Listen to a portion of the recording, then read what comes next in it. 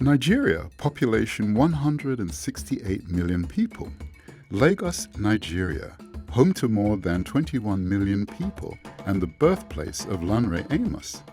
After finishing at the top of his class at university, he traveled all the way to the US to attend grad school at Stanford. While at Stanford, the Lord spoke to him to return to Nigeria to find his wife. In 1987, Lanre and Desola were married at Stanford. It was love. My soulmate found me. Just 1 month later, we discovered we were pregnant. I suffered extreme morning sickness and was unable to attend church. But praise the Lord, we found Pastor Dick on TV, and Jubilee soon became our home church. Lanre and Desola's firstborn, Tupe, attended Castellea, one of the world's top 50 schools and Silicon Valley's top private school. As did the other girls. After scoring 1600 on her SAT, a perfect score by the way, she left for undergrad studies at Harvard, followed by medical school at Stanford, and is now a resident urologist at NYU Hospital. Tomi, their second daughter, attended undergrad at Harvard and has been accepted to medical school. She is currently doing research at UCSF. Third daughter, Tayo, is a senior at Stanford.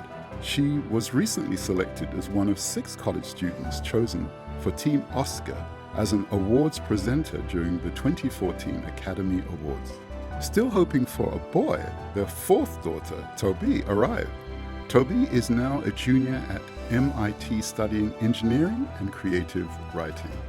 Fifth daughter, Tenny, is a junior at Castellea. And finally, a son, Jimmy, who is now 11, enjoying golf, basketball, and looking to the future. One might look at this family and think, what a perfect Silicon Valley family with extraordinary children. How fortunate and blessed they are.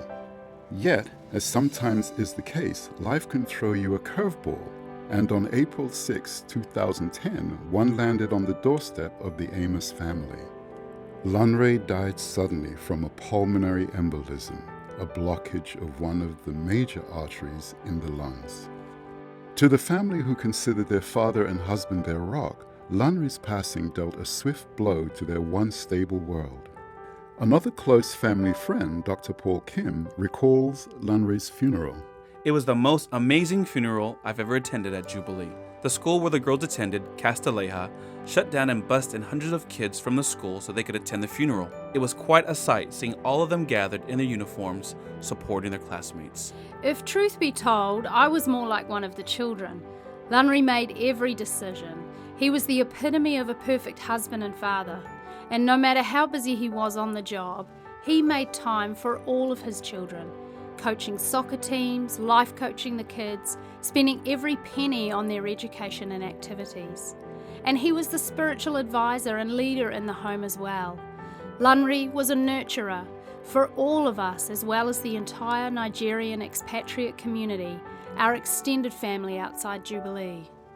When asked about the single greatest impact Lanre's death had on the family, Desola's immediate response was, "Becoming a single mother, I often found myself wondering what happened to my brain. The children would often ask, how will we get through this?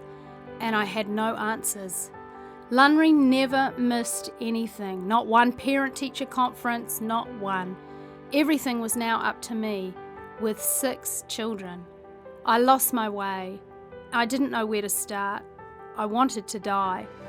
Thanks be to God, we were at Jubilee where I learned of a grief recovery class being led by Pastor Ida.